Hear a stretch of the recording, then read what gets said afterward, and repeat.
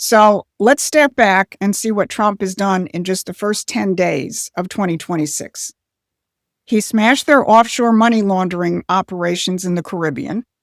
He's withdrawn from 66 transnational organizations and treaties that have been strangling American sovereignty, some since the UN was founded.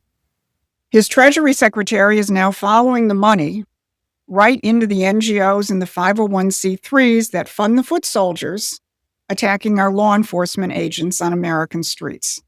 This is a coordinated strike on every level of the spider web, from Davos to Minneapolis. So, sure, the New York Times is screaming that Trump has set himself above international law. Good, because their international law was never law. It was a cage built to keep America trapped inside a system designed by the British Empire and administered by their globalist heirs. Donald Trump is taking a jackhammer to that system.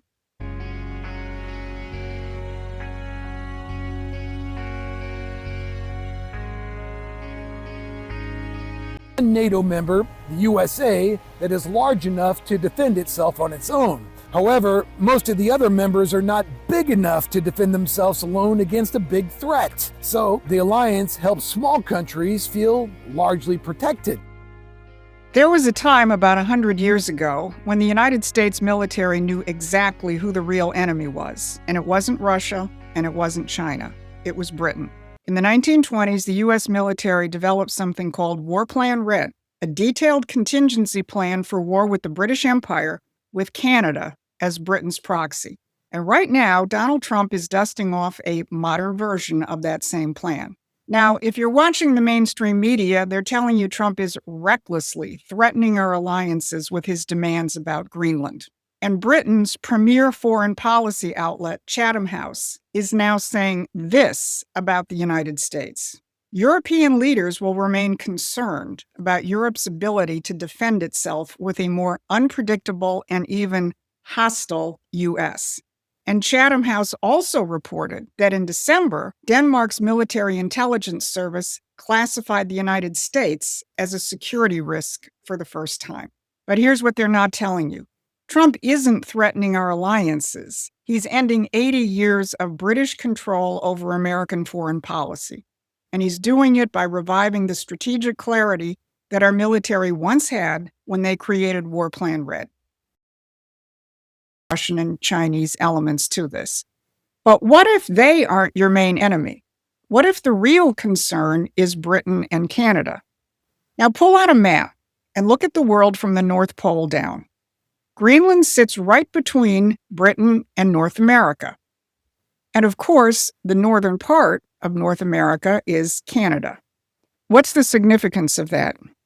Think about this geography when we look at War Plan Red.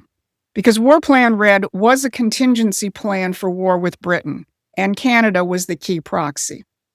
This plan was approved and updated under the tenure of Navy Secretary Charles Francis Adams III.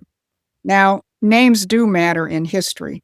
Charles Francis Adams III was not just a bureaucrat. He was the great-grandson of President John Quincy Adams, and he was the grandson of Charles Francis Adams Sr.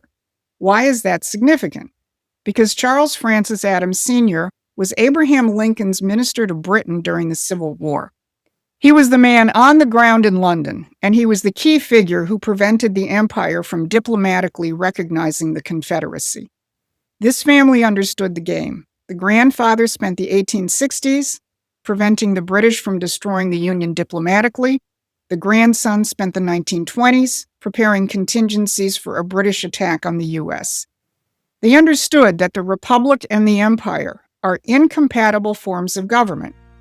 And for the last 80 years, we've forgotten that lesson. But Donald Trump is simply dusting off a modern version of War Plan Red, a war for political and economic sovereignty from empires and monarchies.